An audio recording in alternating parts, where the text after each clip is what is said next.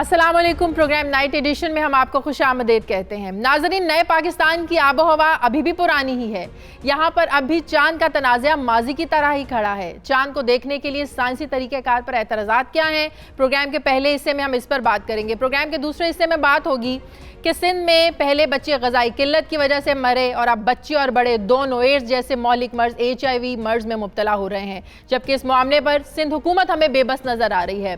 क्या सिंध एक और डॉक्टर अतफाओ का मुंतज़िर है? इस पर प्रोग्राम में बात होगी। प्रोग्राम के आखिरी हिस्से में बात करेंगे कि पाकिस्तानी ख़वातीन की चीन स्मगलिंग से मुतालिक असल हक़ाइक़ है क्या। नाज़रीन, मुल्क में इस वक्त अमन की सूरत हाल काफ़ी बेहतर है। दहशत गर्दों का साहर टूट चुका है। उनकी ताकत मलियामेट और रियासत रिट को चैलेंज करने की ताकत खाक हो चुकी है, लेकिन ख़त्म होती ताकत के साथ ये एक बार फिर से मुल्क के अमन पर हमला आवर हो रहे हैं। कल एक अफसोसनाक वाक़या पेश आया गवादर होटल पर हमले का, जबकि अब की बार मुल्क दुश्मन मिसिंग पर्सनस के नाम पर प्रोपेगेंडा कर रहे हैं। सवाल यह है कि मुल्क में दहशत गर्दी एक बार फिर से क्यों सर उठा रही है, इस पर भी हम जिक्र करेंगे प्रोग्राम में। दूसरी तरफ नाज़रीन, इस बार ईद से पहले ही ये तनाज़ा जन्म ले चुका है कि आखिर चांद को देखा कैसे जाए। आया कि साइंसी तरीका शरई अहकामात को पूरा करता भी है या नहीं? चांद कैसे देखा जाए, इस पर तनाज़ा उस वक्त खड़ा हुआ जब वफाकी वज़ीर साइंस और टेक्नोलॉजी फवाद चौधरी ने यह बयान दिया कि ईद और रमज़ान के चांद पर 40 लाख रुपए खर्च करना कहाँ की अक्लमंदी है। कम अज़ कम चांद देखने का तो मुआवजा नहीं होना चाहिए, जिसके ऊपर फिर रोयते हिलाल कमेटी के चेयरमैन मुफ्ती मुनीबुर रहमान सख्त रद्द-ए-अमल के साथ सामने आते हैं। उन्होंने कहा कि हर किसी को मजहबी मामलात में बोलने का लाइसेंस नहीं दिया जाना चाहिए, ना ही होना चाहिए। यह हसास मामला है। जबकि कल वफाकी वज़ीर बराए बैनुल मज़ाहिब हमांगी नूरुल हक कादरी ने भी ये कहा कि रोयते हिलाल का मसला हल हो सकता है, तो इस पर 40 लाख की जगह 40 करोड़ रुपए लगाना भी कोई बुरी बात नहीं है, कोई बड़ी बात नहीं है। इसके साथ ही वफाकी वज़ीर साइंस और टेक्नोलॉजी ने भी ये दावा कर दिया है कि 15वें रोज़े तक अगले 10 सालों का कमरी कैलेंडर जारी कर दिया जाएगा, जिससे मुल्क और कौम का वक्त भी बचेगा और ज़ाहिर है पैसा भी बचेगा। फिर इस तमाम मामले ने एक आम आदमी को लेकिन उलझा कर रख दिया है कि वो आखिर किसकी सुने, वज़ीर साइंस की सुने या फिर रोयते हिलाल कमेटी की सुने कि आपकी बार चांद का तनाज़ा मज़ीद शिद्दत इख्तियार कर जाएगा या ये मसला हल हो जाएगा। इस पर हम बात करने जा रहे हैं। मेरे साथ फवाद चौधरी साहब वफाकी वज़ीर बराए साइंस एंड टेक्नोलॉजी हैं। बहुत शुक्रिया फवाद, आपने हमें टाइम दिया। फवाद, इस पर कॉमेंट लेने से पहले, इस पर आपसे बात करने से पहले, कल जो एक अफसोसनाक वाक़या पेश आया गवादर होटल पर हमले का, जिसमें एक अहम फैक्टर सामने आया मिसिंग पर्सन का। जो दहशतगर्दों ने हमला किया उसमें एक मिसिंग पर्सन भी था, हामिल खान मरी।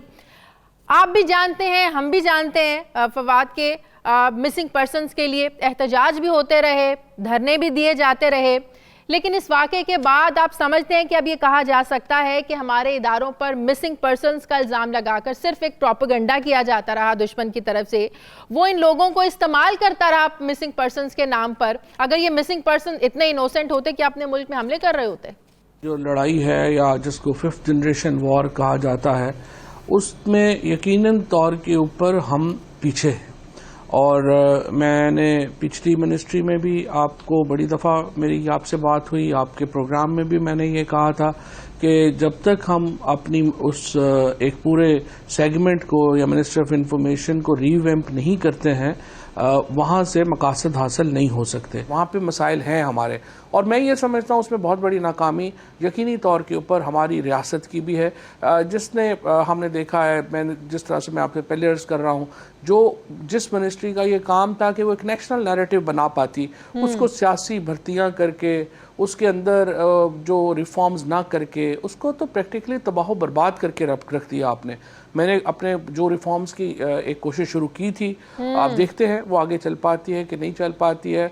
मुझे लगता है अगर वो रिफॉर्म्स करेंगे तो बेहतर होगा, अगर नहीं करेंगे तो ये ऐसा ही सिलसिला चलता रहेगा और हमें भुगतना पड़ता रहेगा। सही, ठीक है, आगे बढ़ते हैं।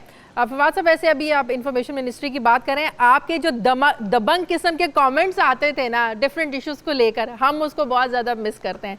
बहरहाल आपने जो साइंस और टेक्नोलॉजी के वजारत में जो काम करना शुरू किए हैं, ये भी काबिल सताइश है, तारीफ होनी चाहिए इनकी। पाकिस्तान में एक अरसे से ये मसला चलता आ रहा है, भी आपको कमी तो महसूस नहीं होने दी वैसे। बिल्कुल सही कह रहे हैं, इन्हें आप मीडिया में एक अरसे से मसला चलता आ रहा है फवाद, वो ये कि ईद का चांद हमें देखना है, हमें रमज़ान का चांद देखना है, मुहर्रमुल हराम का चांद देखना, एक तनाज़ा होता है। पाकिस्तान में हमेशा 2 ईदें मनाई जाती हैं, एक अरसे से हम देखते आ रहे हैं। लेकिन जब से आप साइंस एंड टेक्नोलॉजी के वजीर बने हैं, पहली दफ़ा सुना है किसी से नहीं भाई अब ये मसला हल होना चाहिए, और आपने इसका हल भी दिया। 5 रुकनी आपने कमेटी भी बनाई और कहा कि अगले 10 सालों का कुमरी कैलेंडर होगा, ये तनाज़ा ख़त्म हो जाएगा, कब ईद होगी, कब रमज़ान होगा, कब मुहर्रम होगा। लेकिन रोयत हिलाल कमेटी के चेयरमैन मुफ्ती मुनीबुर रहमान आपसे इत्तफाक नहीं करते। वो कहते हैं जिस कमेटी की आप बात कर रहे हैं वो जो हमारे साथ लोग हैं उसमें स्पार्को के लोग भी हैं, मेट ऑफिस के लोग भी हैं, तो आप इसमें क्या मुख्तलिफ करने जा रहे हैं? वो तो आपसे इत्तफाक ही नहीं करते। अब हमें नहीं समझ में आ रही कि हम आपकी सुने उनकी सुने, ये मसला हल होगा या मजीद शिद्दत इख्तियार करेगा ये मसला? देखिए, एक जब सोसाइटी है उसके मुख्तलिफ परत हैं, समाज के मुख्तलिफ परत हैं। एक हमारी एक सियासी मामला है, एक हमारा समाजी मामला है। जो ये नमाज पढ़ना या ईद मनाना या मजहबी त्यौहार मनाना, इसका ताल्लुक़ हमारे सियासत से नहीं, हमारे समाज से है, हमारी समाजियत से है। अब तासुर ये होता है हर दफ़ा, जब से हम लोग पैदा हुए हैं हम देख रहे हैं हर दफ़ा 2 ईदें होती हैं या कई दफ़ा तो 3-3 ईदें भी हुई हैं और समझ नहीं आ रही होती। इससे लगता यूँ है कि हमारी जो सोसाइटी है, हमारा जो समाज है, वो तकसीम दर तकसीम के अमल से गुजरता जा रहा है और हम अपने आप को दुनिया के सामने और अपने जो बाकी मुआशरे हैं उनके सामने ख़ुद को एक तकसीम शुदा मुआशरे के तौर पे पेश करते हैं। सही। अब ये इस मामला एक है कि ये मजहबी मामला है, इसको इन्फोर्स तो आप नहीं कर सकते हैं, सो आप इसके सोल्यूशन देखते हैं। अब यहाँ पे देखिए, आपको मुझे जो भी पढ़ा लिखा आदमी होगा और उसके लिए थोड़ा सा उस लेवल से ऊपर होगा कि केले खाने का क्या तरीका है और अपना वो फलाने का क्या तरीका है, उससे थोड़ा सा ज़्यादा पढ़ा लिखा, उसको ये समझ आएगी कि साइंस ने इसके जवाबात बहुत वाज़े तौर के ऊपर दे दिए हुए हैं। साइंस में आपके पास एग्जैक्टली वो टेक्नोलॉजी है जिससे आपको एग्जैक्ट अंदाज़ा होता है, आपको इल्म होता है कि चाँद की बर्थ क्या है, कहाँ निकला है, कब वाज़े होगा, कब नज़र आएगा। अब मामला फिर अब आ जाता है, उसके बाद आ जाता है शरीयत का। अब शरीयत में भी आप देखिए कि एक व्यू तो ये है कि आपको नेकेड आई से नज़र आना चाहिए चाँद, तो फिर आप इस पर इत्तफाक कर लें और आप कहें कि आपने कोई दूरबीन इस्तेमाल नहीं करनी।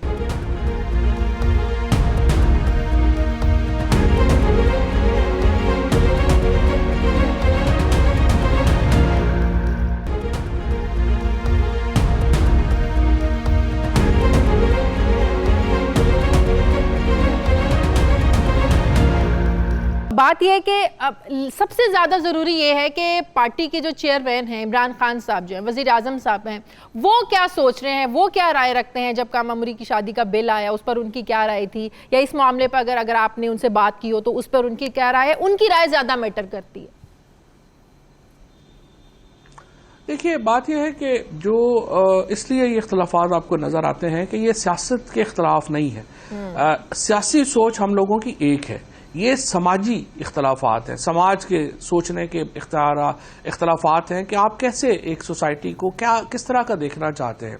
अगर आप एक सोसाइटी को एक कंजर्वेटिव, एक बैकवर्ड देखना चाहते हैं, उसके ऊपर आपके अपने व्यूज़ होंगे, मेरे अपने व्यूज़ हैं। मैं कायद-ए-आज़म मोहम्मद अली जिन्ना का जो पाकिस्तान है, मैं उसको पाकिस्तान का असल रूह समझता हूँ, जो एक मॉडर्न पाकिस्तान है। मिसाल के तौर के ऊपर आपने अंडर एज मैरिजेस की बात की है।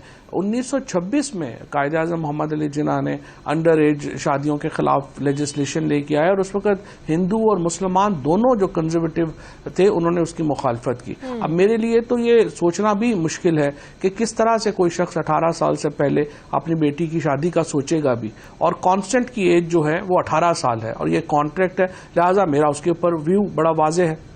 डॉक्टर मज़ारी का जिस तरह आपने कहा उनका व्यू बड़ा वाज़ेह है।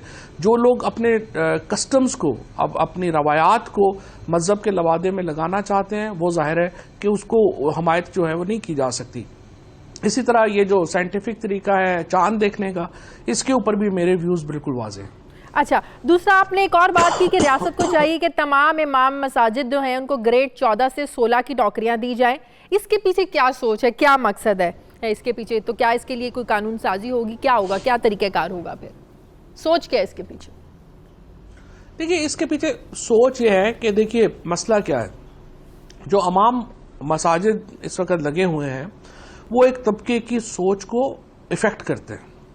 उनका समाज में, हमारे मुआशरे में एक रोल है। अब हुआ क्या हुआ है कि मजहब की जो एक हुई है, you would say the way we are going, हम एक ज्यादा मजहबी सोसाइटी बन गए हैं। पहले एक्चुअली 60s में या 70s में पाकिस्तान इतनी मजहबी सोसाइटी नहीं थी। 80s के जो अफगानिस्तान में एक इरेगुलर कॉन्फ्लिक्ट में जब हम आए, उसके बाद से और फिर दुनिया में जो तब्दीलियां आई हैं और जो एक लड़ाई आप समझिए कि एक इस वक्त एक जारी है, वो उसके नतीजे में हमारे यहाँ जो एक सोसाइटी है वो ज्यादा मजहबी हुई है। अब उसको आपने एक धारे में लाना है। ये तो नहीं हो सकता कि एक मोहल्ले में एक जो एक और जो है वो चल रहा हो फतवा, दूसरे मोहल्ले में दूसरा चल रहा हो। फिर आपने खुद देखती हैं सोशल मीडिया के ऊपर कि जिससे थोड़ा सा भी इख्तलाफ है उसको हम कहते हैं कि मार ही दें, और मजहबी इख्तलाफ के ऊपर तो हमारी बर्दाश्त तकरीबन ना होने के बराबर है। तो सवाल यह है कि ये सोसाइटी को अगर हम हार्मोनाइज नहीं कर सके तो ये तो बिखरती जाएगी, और ये बिखर रही है। तो इस पे कोई कानून साजी होगी फिर? देखिए, जहां तक इमाम मसाजिद का धारे में लाने का सवाल है, जाहिर है आपको उसके लिए नई पोस्ट क्रिएट करना पड़ेंगी, और जो सरकार को दो काम, रजिस्ट्रेशन ऑफ मॉस्क जो है वो पहले ही कानून है, हर डिप्टी कमिश्नर ने रजिस्टर करनी होती है मॉस्क। अनफॉर्चुनेटली इस कानून के ऊपर उस तरह अमल नहीं हुआ कुछ अरसे से जिस तरह होना चाहिए था। सो मसाजिद का बहुत इम्पॉर्टेंट है कि वो रजिस्टर हों, और फिर बहुत इम्पॉर्टेंट है कि उसमें जो इमाम है वो हुकूमत उसको अपॉइंट करे और उसकी बाकायदा तनख्वाह मुकर्रर हो, और ये भी इम्पॉर्टेंट है कि वो फिर हुकूमत के डिसिप्लिन में रहे। ये नहीं हो सकता कि रियासत के अंदर आप अलाउ करें लोगों को कि वो रोज़ाना ही एक ऐसा नैरेटिव दें जो कि रियासत के बयानिए से बिल्कुल मुख्तलिफ हो और रियासत का इंटरेस्ट उसमें हर्ट हो। सही, ठीक है। इसके अलावा अपनी वजारत में कुछ नया आप लेके आ रहे हैं, लोगों को बड़ा इंतजार है कि एक बड़ी एक डिफरेंट चीज़ लेके आए हैं ना मून साइटिंग के हवाले से फवाद चौधरी साहब, तो कुछ और भी नई पॉलिसीज कुछ हैं पाइपलाइन में, कुछ नया देखने को सुनने को मिलेगा? हाँ, देखो, इसमें दो तीन चीजें मैं आपको बताता हूँ। एक तो इस अगस्त के महीने को हम as a month of science and technology जो है वो मना रहे हैं। जब साइंस एंड टेक्नोलॉजी के मंथ के तौर पे ऊपर हम मनाएंगे तो उसमें दो काम कर रहे हैं। एक तो हम पूरे पाकिस्तान में कह रहे हैं कि जिसने भी पाकिस्तान में कोई इनोवेशन की है और वो समझता है कि उसको शोकेस होना चाहिए, वो हमारे पास आए और उसको हम वो शोकेस करेंगे। दूसरी बात, आपके पास आपकी उम्र 40 साल से कम है, आप साइंस और टेक्नोलॉजी में कोई भी प्रोजेक्ट तैयार करते हैं और आप समझते हैं कि उसकी करेंसी है, वो बिक सकता है, आप आइए, हम उसको पूरा फाइनेंस करेंगे। हम 31 अगस्त को एक इंटरनेशनल साइंस कॉन्फ्रेंस करेंगे। कहाँ पे कर रहे हैं? और उसमें मेरी कोशिश है कि दुनिया के जो बड़े बड़े टेक्नोलॉजिस्ट हैं, ये इस्लामाबाद में इंशाल्लाह, अच्छा, इस्लामाबाद उसमें टेक्नोलॉजिस्ट जो हैं वो आए। एक चौथा इंपॉर्टेंट काम जो थोड़ा लॉन्ग टर्म में मैं कर रहा हूँ वो ये है कि हम 1500 स्कूल इब्तदाई तौर के ऊपर पूरे पाकिस्तान में उनको हम स्पेशल साइंस स्कूल्स बना रहे हैं। एग्जिस्टिंग गवर्नमेंट स्कूल जो हैं उनको लेंगे, उनको अपग्रेड करेंगे, और वहाँ पर जो टीचर्स हैं, वहाँ के जो क्लासरूम्स हैं, वहाँ की जो लेबॉर्ट्रीज हैं, उनको वर्ल्ड क्लास लेबॉर्ट्रीज में और क्लासरूम्स में चेंज करेंगे। सो जो 4 साल के बाद हमारे उन स्कूलों से जो साइंस के बच्चे निकल के आएंगे वो फिर इस काबिल होंगे कि उनको हम बेहतरीन यूनिवर्सिटीज़ में दुनिया में भेज सकें। ज़बरदस्त। और ये पहली दफ़ा होने जा रहा है कि अगस्त का जो महीना आप साइंस और टेक्नोलॉजी के महीने के तौर पर मनाएंगे, इससे पहले तो ऐसे कभी नहीं हुआ? नहीं, पहले कभी नहीं हुआ। इंशाल्लाह इस महीने को हम मनाएंगे। उसके बाद 2 अक्टूबर को सर सैयद अहमद खान की जो बर्थडे है उसको भी हम इंशाल्लाह साइंस डे के तौर के ऊपर मनाएंगे, बिकॉज इस खत्ते में जो जदीद तालीम की जो के बानी अगर आप किसी को कह सकते हैं तो वो सर सैयद अहमद खान है। वैसे एक बात है, इस पे अप्रिशिएट करना चाहिए फवाद आपको कि इससे पहले साइंस और टेक्नोलॉजी की वजारत की अहमियत शायद किसी को पता ही नहीं थी, कोई इसको इतना इंपॉर्टेंट समझता नहीं था, लेकिन अब समझ में आ रहा है कि ये वजारत बहुत काम कर सकती है, जो आपकी आने वाली नस्ल है उसको उभारेगी, सामने लेकर आएगी, तालीमी लिहाज से भी। बहुत बहुत शुक्रिया फवाद आपका, आपने हमें वक्त दिया। नाज़िम, प्रोग्राम में मुझे एक ब्रेक लेनी है और ब्रेक के बाद जब वापस आएंगे तो बात करेंगे कि सिंध में HIV रोकने के लिए हुकूमत सिंध ने अभी तक इक़दाम किए क्या।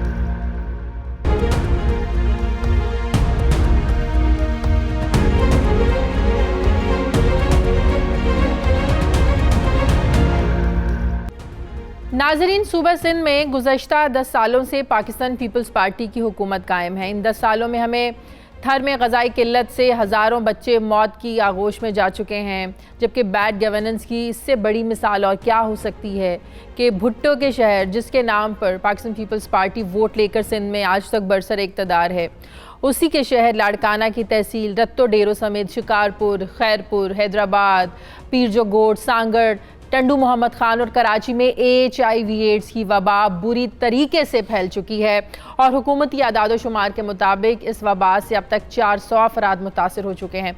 सवाल ये है कि वज़ीर सेहत सिंध डॉक्टर अज़रा, जो कि पाकिस्तान पीपल्स पार्टी के सरबराह ख़ानदान से वाबस्ता हैं, उनके मातहत वजारत में जाली अद्वियात की रोकथाम, आखिर जो अताई डॉक्टर्स एक्टिव हैं उनके क्लिनिक अभी तक बंद क्यों नहीं हुए हैं, क्यों हुकूमत इसमें नाकाम रही है। सवाल ये भी है कि क्या पकड़े जाने वाले डॉक्टर्स को कुर्बानी का बकरा बनाया जा रहा है। डॉक्टर ज़फ़रुल्लाह जिनको पकड़ा है, पकड़े जाने वाले डॉक्टर मुजफ्फर पर यह इल्ज़ाम है कि वो बच्चों में ये मर्ज़ फैलाने के लिए ज़िम्मेदार है, उन्हें रत्तो डेरो से पकड़ा गया है। लेकिन सवाल ये है कि लाड़काना से ज़ाहिर होने वाले मरीज़ों की ये लहर अब टंडोवाला यार, शिकारपुर, हैदराबाद तक पहुँच गई है। वहाँ कौन सा डॉक्टर मुजफ्फर मौजूद था जो ये मर्ज़ फैला रहा था? वहाँ से आखिर कोई डॉक्टर क्यों नहीं पकड़ा गया? सिंध हुकूमत अपनी नाअहली को आखिर तस्लीम क्यों नहीं कर लेती है? HIV के बारे में हम आपको बताएंगे कि ये एक ऐसा वायरस होता है जिसे ह्यूमन इम्यून डेफिशिएंसी वायरस कहा जाता है। इस मर्ज़ से डॉक्टर्स ये बताते हैं कि मुकम्मल शिफा नामुमकिन है, लेकिन अद्वियात के ज़रिए इस मर्ज़ का इलाज किया जा सकता है। ये जो वायरस होता है, जिसमें मुदावती जो हमारे जिस्म में जो मुदावती खुलिये होते हैं उनको ये मार देता है और बिलाखिर HIV ही एड्स होने की सबसे बड़ी वजह बनता है। दुनिया में इस मर्ज़ से तकरीबन अब तक 2.5 करोड़ अफराद इस मूजी मर्ज़ से जाँ बहक हो चुके हैं, जबकि आज दुनिया भर में तकरीबन 4 करोड़ और 20 लाख लोग इससे मुतासिर हैं। जबकि पाकिस्तान में इस वक्त HIV एड्स से जो मुतासिर लोग हैं, अफराद हैं, उनकी तादाद 1.5 लाख है और एशिया में पाकिस्तान इस हवाले से दूसरे नंबर पर है।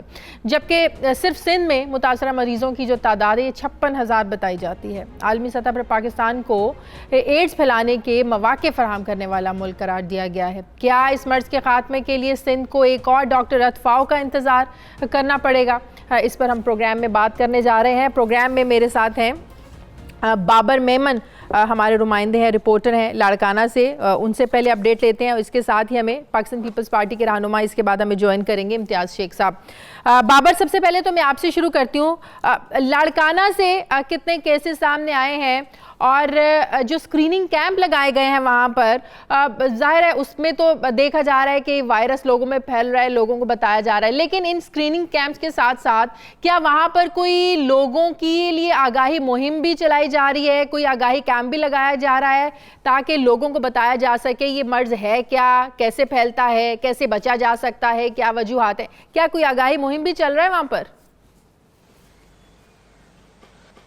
जी बिल्कुल। सबसे पहले तो मैं आपको ये बताऊंगा कि लाड़काना की तहसील रत्ते डेरो में दिन ब दिन जो है HIV के मरीजों में इजाफा होता जा रहा है। महकमा सेहत की जानिब से रत्ते डेरो तालका अस्पताल में कैंप तो कायम की गई है और मैं अगर बात करूं गुज़श्ता रोज़ की, तो गुज़श्ता रोज़ जो है 57 पेशेंट्स जो सामने आए जिनकी HIV पॉजिटिव आ चुकी है। टोटल जो लाड़काना की तादाद HIV मरीजों की तो 394 से ज़ायद जो है अफराद पॉजिटिव HIV के मुतासर हुए हैं, जिनके जो है अभी तक जो है इनकी टेस्टें चल रही हैं। महकमा सेहत की जानिब से अभी इनकी जो है टेस्टिंग, इनका इलाज अभी तक जो है नहीं हो सका है, जिससे जो है शहरी और गिरदनवा के जो इलाका मकीने वो परेशानी का सामना हो रहा है। उनको वो खुद परेशान है कि हम कहाँ जाए। अगर मैं बात करूँ आज के रोज़ की, तो आज की सूरत हाल ये है, तो अस्पताल में ताले लगे नज़र आ रहे हैं और काफ़ी लोग जो है अपनी तशखीस कराने के लिए आ रहे हैं, लेकिन वो वापस मायूस होकर वापस जा रहे हैं। उनके लिए कोई भी पुरसान हाल नहीं है, वो मायूस हैं और खामोश है। महकमा सेहत की अगर बात की जाए तो उन्होंने अभी तक जो है आगाही मुहिम शुरू नहीं की है। अस्पताल में भी सिर्फ एक ही बैनर उन्होंने लगाया हुआ है जो अस्पताल में मौजूद है और मरीज आते हैं, अपनी तशखीस करा के वापस चले जाते हैं और आगाही मुहिम के हवाले से करा रहे हैं। जिनमें HIV पॉजिटिव आ रहा है, जिनमें HIV पॉजिटिव आ रहा है, तो लाड़काना, रत्तो डेरो ऐसी जगहों पर क्या इसके इलाज के लिए सहूलियात भी लोगों को मिल रही हैं या नहीं मिल रही हैं? जी बिल्कुल, सहूलियात की अगर बात की जाए तो तालका रते दरो अस्पताल जो है ये एनजीओज के हवाले है। वहाँ पे पहले ही सहूलियात का फुकदान है। कुछ भी मरीजों को जो है सहूलियात मैसर नहीं है। सिर्फ जो पॉजिटिव पेशेंट आते हैं उनको जो है लाड़काना HIV सेंटर पे रेफ़र किया जाता है। वहाँ पे इनकी बेस लाइन एक रिपोर्ट होती है, टेस्ट होती है, वो करते हैं, लेकिन उनको अभी तक इलाज इनका शुरू नहीं किया गया है, जिससे वो खुद जो है मुतासरा अफराद है वो परेशान हो रहे हैं और रोजाना की बुनियाद पे जो है बच्चे जान बहक हो रहे हैं, जो बच्चों की तादाद ज्यादा है HIV मरीजों में।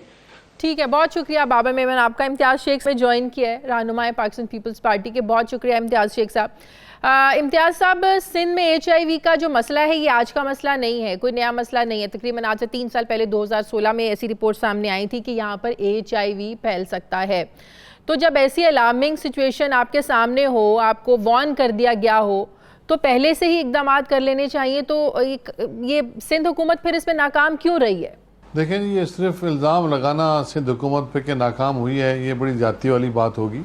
सिंध हुकूमत ने रिस्पॉन्ड किया। सिंध हुकूमत ने फौरी तौर पे वहाँ टीमें भेजी, लोग पकड़े गए, जो क्वैक्स थे उन पे छापे लग रहे हैं, उनको पकड़ा जा रहा है। एक और डॉक्टर पकड़ा गया ना, टेस्ट भी हो रहे हैं और दवाइयाँ भी दी जाती। एक डॉक्टर पकड़ा गया, उस पर इल्जाम लगा कि उसने बच्चों में और वो अपनी जो यूज उसकी सिरिंज थी उसके जरिए उसने जो है ना ये वबा जो है ना दूसरे लोगों में फैली, उसने वही सिरिंज का इस्तेमाल किया जानबूझकर। ये बात मान ली, लेकिन जो बाकी जगहों से, बाकी शहरों से मरीज सामने आ रहे हैं HIV के, वहां तो कोई डॉक्टर नहीं पकड़ा गया। तो वहां ये मर्ज कैसे फैला फिर?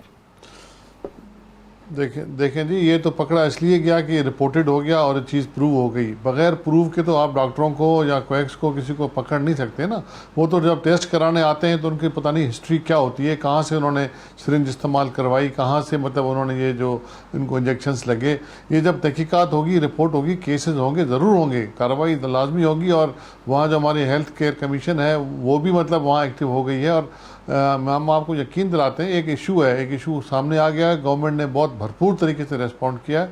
कैंप्स लगे हुए हैं, हर जगह टेस्टिंग हो रही है। मेरे अपने जिले शिकारपुर में भी हमने अपने कैंप शुरू कर दिए। लेकिन इम्तियाज साहब, अच्छी बात है स्क्रीनिंग के लिए कैंप लगे हैं, लेकिन उन कैंप्स में तो सिर्फ तशखीस हो रही है ना कि पॉजिटिव है नेगेटिव है। लेकिन एक बहुत जो जरूरी करने की चीज है वो लोगों में आगाही मुहिम भी आप लोगों को चलानी चाहिए। लोगों को ये शाउट देना चाहिए, लोगों को बताना चाहिए ये बीमारी क्या है, कैसे होती है, ये वजूहात हैं, आपको इनसे बचना है। तो ये बताना लोगों को बहुत जरूरी है कैंप्स लगाकर। देखें इसमें मैं आपको ये गुजारिश अर्ज करूं कि ये हमारा सिंध एड्स प्रोग्राम है वो ये हमेशा करता रहता है। टीवीज़ पे भी आती हैं, अखबारों में भी आती हैं। अब ये बहुत ज़्यादा ज़रूरी है कि इसको बहुत ज़्यादा तरीके से ज़्यादा इसको मतलब उजागर किया जाए। ये जो इन्फॉर्मेटिव जो सीरियल्स चलाई जाएँ, उसकी फिल्म चलाई जाएँ, अखबारों में दिया जाए, और जो लोकल तरीके होते हैं उनके ज़रिए से बताया जाए डॉक्टर्स को और बाकी हॉस्पिटल्स वगैरह में, और ताकि लोगों को आगाही हो सके। वो उस पर फौरी तौर पे अभी ये इसको 5 दिन तो हुए हैं, अभी 5 दिन के बाद ये फौरी तौर पे, और ये जो चीज़ें हैं इन्फॉर्मेशन की देने की लोगों को, वो शुरू हो गई है। लेकिन उसको भरपूर तरीके से और चलाने की ज़रूरत है और उसकी तैयारी हो रही है।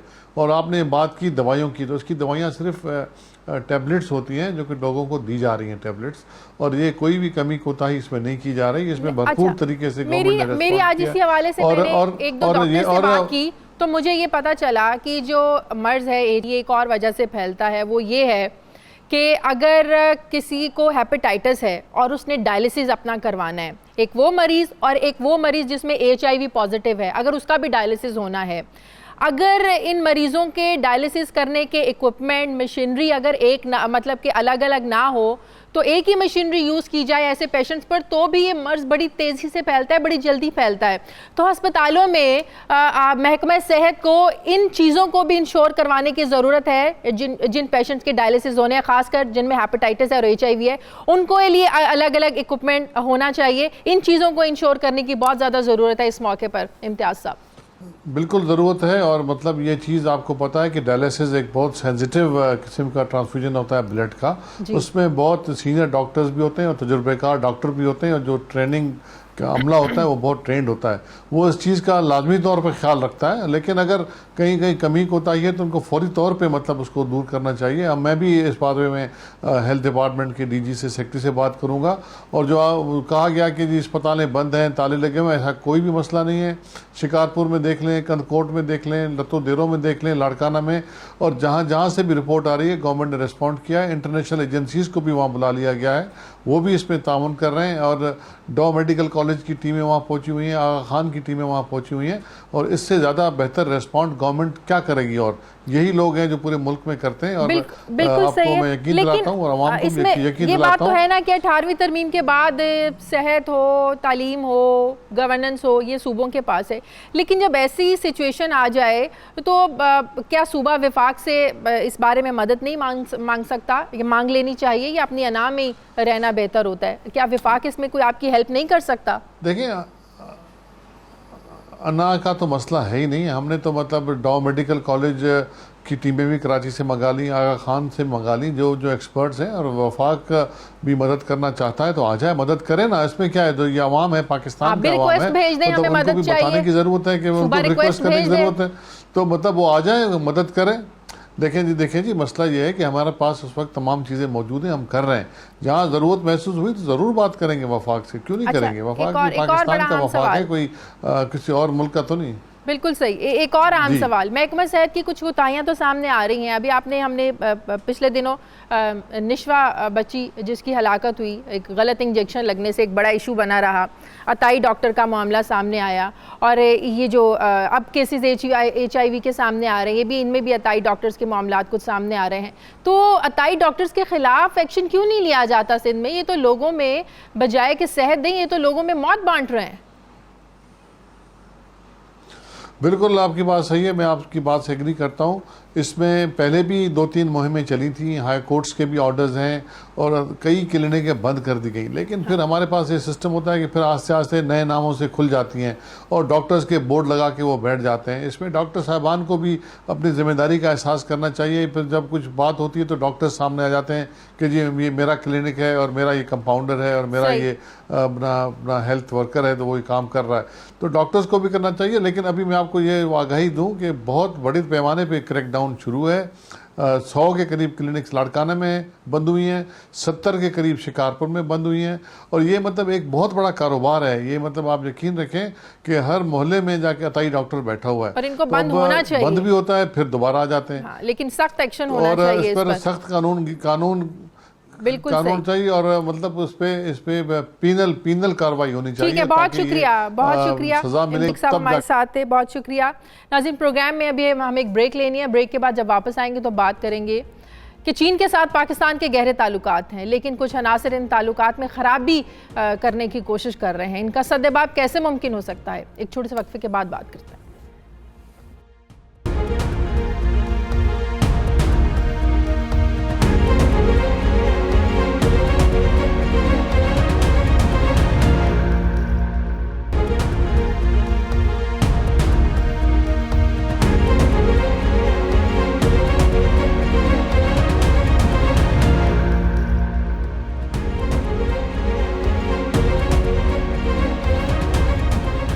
नाज़रीन, गुज़श्ता एक हफ्ते से पूरे मुल्क में चाइनीज़ लड़कों की पाकिस्तानी लड़कियों से शादी के ऊपर अवाम में सनसनी फैल चुकी है।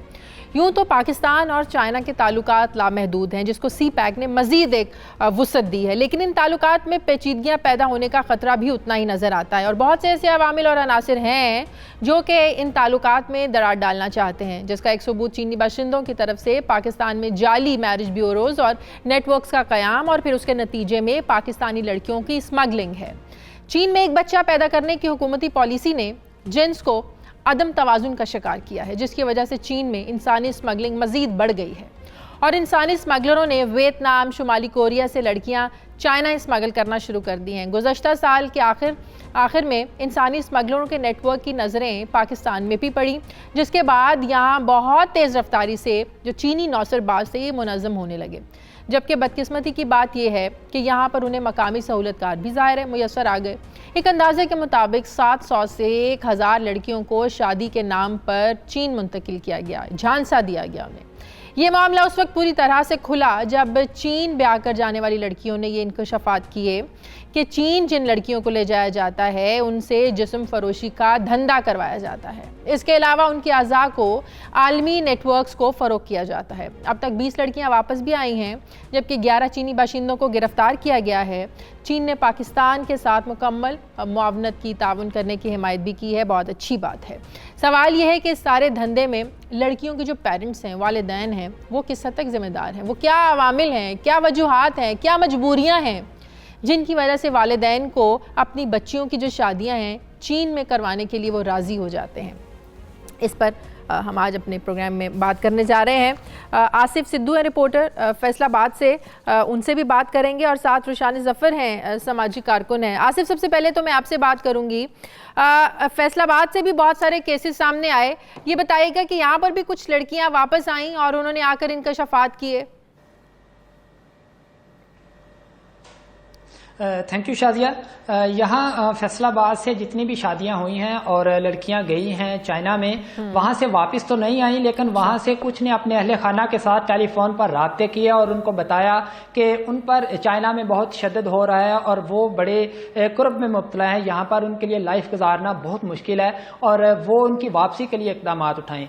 यहाँ चूँकि पाकिस्तान में सी पैक के हवाले से जितने भी चाइनीज़ आए वो अपने मुख्तलिफ प्रोजेक्ट्स के लिए सी पैक रूट्स के करीब करीब जो शहर थे उन शहरों में उन्होंने क्याम किया। तो फैसलाबाद भी एक ऐसा शहर है जो कि जड़ावाला के करीब से गुजरने वाला जो सी पैक मनसूबा है उस हवाले से चाइनीज़ फैसलाबाद में भी रहे। यहाँ पर मुख्तलिफ प्रोजेक्ट्स मुकम्मल होने के बाद कुछ चाइनीज़ ने यहाँ स्टे किया और बाकायदा मैरिज ब्यूरो बनाया, उसमें अपने ग्रोह के साथ कुछ यहाँ के मकामी लोगों को शामिल किया जिसमें ख़वातीन भी हैं, मर्द भी हैं। वो एक नेटवर्क के जरिए लोगों के घरों तक पहुँचते थे और लोगों को चंद कुछ रकम देने के एवज उनसे शादी करवाई जाती थी चाइनीज जो लड़के क्या थे मतलब उनके साथ, लड़की के वालिदैन को उनके घर वालों को पैसे का लालच दिया जाता था और पेरेंट्स पैसे पकड़ के और अपनी बच्चियों को ऐसे भेज देते थे, ऐसे होता रहा? जी, घर वालों, लड़की के जो पेरेंट्स हैं उनको लालच दिया जाता था। जो रिश्ता करवाने वाला ग्रोह पाकिस्तान के जो मकामी शहरी यहाँ से साथ मिले होते थे उनको तकरीबन 50,000 रुपए तक हमारे ज़राए के मुताबिक रकम दी जाती थी। जो गुज़श्ता दिनों में अभी हाल ही में लास्ट टाइम बोंग नामी चीनी शहरी यहाँ से गिरफ्तार हुआ है, उसको हमारे ज़राए का कहना है कि 17 से 35 लाख तक चाइना से रकम मुंतकिल की जाती थी एक शादी के एवज। उसमें से 50,000 तक तो शादी करवाने वाली खातून को या अगर कोई मेल मेंबर होता था उसको दिया जाता था। इसके अलावा चंद लाख उस फैमिली को दिए जाते थे जिनकी लड़की के साथ चीनी लड़के की शादी की जाती थी। उसके बाद जो बाकी रकम होती थी वो अपने पास रखता था। उसने एक कारोबार के तरह पर यहाँ पर क्याम किया था और कारोबार बाकायदा कर रहा था कि यहाँ पर वो शादियां करवाकर पाकिस्तानी लड़कियों को चाइना मुंतकिल कर रहा था। बहुत शुक्रिया आपका। आपने रिपोर्ट किया, ये वही वियतनाम और शुमाली कोरिया जैसी कहानी लग रही है और तकरीबन ज़राए के मुताबिक मुख्तलिफ जो रिपोर्ट्स कह रही हैं 1300 के करीब अब तक शादियां हो चुकी हैं। बहुत शुक्रिया आपका आसिफ। रोशानी, जब से चीनी लड़कियों से शादी का स्कैंडल सामने आया है तो सबसे पहले जहन में यही सवाल उठता है, जैसे मैंने अपने रिपोर्टर से भी पूछा, कि आखिर वालिदैन को ऐसी क्या मजबूरी होती है? ठीक है, वालिदैन की हमारे यहाँ अक्सर बेशतर ये ख्वाहिश होती है कि उनकी बच्चियों की जो शादियाँ हैं वो अब्रॉड में हो जाएं, लेकिन इसके लिए आप अपने रिलीजन को कॉम्प्रोमाइज़ नहीं करते हैं, आप अपना जो मज़हब है उससे हट के तो आप शादी नहीं करते, ना इस चीज़ की इजाज़त है। तो आखिर ऐसी क्या मजबूरी है, ऐसा आखिर क्या पैसे का भी लालच है कि आप बाहर शादी करने की ख्वाहिश में आप अपनी बच्चियों को जो है ना वो इस तरीके से बाहर भेज देते हैं और बाद में जो ये कहानियां सामने आती हैं कैसे जिस्म फरोशी के धंधे हो रहे हैं और उनके अज़ा को फ़रोग़ किया जाता है। अभी हमारे रिपोर्टर बता रहे थे कि लड़कियां अब घरों में कॉल करके कह रही हैं कि उनके ऊपर तशद्दुद हो रहा है, बड़ी मुश्किल से वो अपनी ज़िंदगी गुजार रही हैं। देखिए शाजिया, पहले तो ये इशू जो है ह्यूमन ट्रैफिकिंग का ये नया नहीं है, ये तो बहुत अजल से चल रहा है और पाकिस्तान में तो ये एक बहुत बड़ा मामला है और इसके कई नौयत हैं। अभी ये चूंकि इंटरनेशनल इशू बना है इसलिए मीडिया ने इसको उठाया। आपको शायद तैयबा की कहानी याद होगी, वो बच्ची जो किसी के घर में थी, इस तरह की बहुत सी मेड्स हैं। तो ये तो एक धंधा है, एक पूरा नेटवर्क है जो जब वो तैयबा का केस हुआ तो हमने जाके फैसलाबाद से वो बच्ची थी, हमने इसको रिसर्च किया और बिल्कुल जो ने फैसलाबाद में अभी सिचुएशन बताई है कि वहाँ एजेंट्स हैं और हर एक को कितना उसमें से मिलता है कट, ये तो सिलसिला कब से चल रहा है। बॉन्डेड लेबर की बात करें, जिस फरोशी के लिए खवातीन जो बच्चियां जो बिकती हैं, उसकी बात करें तो ये तो लेकिन ये तो चीज चल रही है, लेकिन पेरेंट्स का देखे ना, ये कोई आपको उस तरीके से कोई अगवा करके तो नहीं लेके जा रहा, आप घर वालों की रजामंदी से जा रहे हैं, प्रॉपर शादियां हो रही हैं। ये बड़ा कॉम्प्लेक्स इशू है। अब वहां पे भी प्रॉपर शादियां होती है जी, जो जिस्म फरोशी के लिए लड़की को लेके जाते हैं, और इस तरह की बेतहाशा कहानियां हैं जहां पर वो पहले निकाह करते हैं और फिर वो जाके उनको बेच आते हैं आगे। तो ये तो सिलसिला लोकल सतह पे बहुत अरसे से चल रहा है। अब बात आती है कि इसके पीछे मसाइल क्या हैं। देखिए, इसमें गुर्बत भी है, इसमें बच्चे ज्यादा होने का भी है, इसमें औरत के और बच्ची की जो वैल्यू हमारी सोसाइटी में रखी जाती है उसका भी है। जब तक आप उसको एज अ कमोडिटी समझेंगे कि जी वो बेची जा सकती है, तो माशरा तो कभी भी ना बदलेगा। औरत को तो आप वैल्यू नहीं देते। तो हमारे ये इस पे मल्टीपल लेवल्स पे काम करने की जरूरत है जी। आगाही के साथ साथ हमें फैमिली प्लानिंग पे भी काम करनी पड़ेगी, हमें बच्चों की और बच्चियों के बीच में जो हम तफरीक करते हैं इसके ऊपर भी काम करना पड़ेगा। उसके साथ साथ ये जो नेटवर्क्स हैं जी, इनको भी हमें करना है, इनके ऊपर भी हमें नजर ऐसे वाकयात को रोकने के लिए आप जैसे लोग सोसाइटी में क्या रोल प्ले कर सकते हैं रोशाने? जी जी जी, जैसे कि आपको याद होगा कि हमने चाइल्ड सेक्सुअल अब्यूज, बच्चों पे जो जिनसी तशद्दुद होता है, इसकी पूरी एक कैंपेन शुरू की थी। इस साल इंशाल्लाह हम एक कैंपेन शुरू कर रहे हैं ह्यूमन ट्रैफिकिंग के ऊपर, क्योंकि ये भी बहुत गहरा एक ताल्लुक है इसका बच्चियों के फ्यूचर का। और ये जैसे आपने तो ये चाइनीज केस के बाद इसको रेज किया, ये इशू रोजाना हो रहे हैं और इनके ऊपर हमें बहुत आवाज उठाने की जरूरत है और आगाही पैदा करने की जरूरत है। और इसमें एक और इशू जो है वो साइबर क्राइम का है जी। बहुत सी बच्चियां जो हैं इन चीजों में फंस रही हैं, क्योंकि इंटरनेट जो है, लोग एजुकेटेड नहीं है कि इंटरनेट का इस्तेमाल कैसे करना है। ना माँ बाप को पता है, ना वालिदैन को पता है, ना बच्चियों को पता है। तो बहुत सी बच्चियां जो हैं वो इस मसले में इसलिए भी फंस रही हैं क्योंकि इंटरनेट की जो आम इस वक्त अवेलेबिलिटी है, बिल्कुल और उसके ऊपर कोई किसी को पता नहीं है कि क्या क्या हो रहा है। तो ये भी एक एस्पेक्ट है जिसपे इंशाल्लाह हम काम करेंगे और हम सबको मिलके करना है। और फिर जी आखिरी बात जो मैं कहना चाहूंगी वो लॉज के बारे में जी, लॉज के बारे में आपको पता है कि 2018 में एक लॉ बनी है एंटी ह्यूमन ट्रैफिकिंग पे, मगर उसमें भी काफी लकूना है, उनको भी दुरुस्त करना है। क्योंकि ह्यूमन ट्रैफिकिंग की कई नौयत है। एक वो है जो लोग इंटरनेशनल इलीगली माइग्रेट करते हैं, और एक वो है जो आज हम बात कर रहे हैं। तो हमें लॉ को भी जरा दुरुस्त करना है, उसमें अच्छी चीजें भी हैं और उस लॉ को फिर इम्प्लीमेंट भी करना है। ठीक है, बहुत बहुत शुक्रिया रोशानी ज़फ़र। हमारी नाज़रीन, प्रोग्राम को ख़त्म करने से पहले हमारा आज का एडिटोरियल कमेंट, और हमारा आज का एडिटोरियल कमेंट है जो सबसे साफ़ और शफाफ, पाकीज़ा, खलूस का बहता हुआ झरना, मोहब्बत और उल्फत, हमदर्दी और शफ़क़त की हर दम रवां बहती हुई पुरसुकून नदी है। जी हाँ, ये रिश्ता है, ये एक लफ्ज़ में समोया हुआ है, ये रिश्ता है, और रिश्ता है माँ का। अल्लाह की अजीम नेमत, इस कायनात की सबसे कीमती मता, अजीम सरमाया, माँ का मर्तबा दुनिया भर में तस्लीम शुदा है। इस बात में कोई शक नहीं है कि माँ सच्चाई, इखलास, इसार का एक मिसाल है। माँ का चेहरा दुनिया का सबसे हसीन चेहरा है कि जिसे देखना खालिक कायनात ने ज़ियारत काबा के मुतरादिफ करार दिया है। माँ की अज़मत के बारे में दुनिया की सबसे अजीम हस्ती नबी करीम सल्लल्लाहु अलैहि वसल्लम ने यह फरमाया कि जन्नत तो माँ के कदमों तले है। राबिया बसरी ने माँ से अपने ताल्लुक़ को बयान करते हुए कहा था कि जब मैं दुनिया के हंगामों से थक जाती हूँ, अपने अंदर के शोर से डर जाती हूँ, तो फिर मैं अल्लाह के आगे झुक जाती हूँ या फिर अपनी माँ की गोद में सर रख कर जी भर के रो लेती हूँ। शेख सादी रहमतुल्लाह अलैह ने कहा था कि मोहब्बत की तर्जुमानी करने वाला अगर कोई अमल है तो वो सिर्फ माँ है।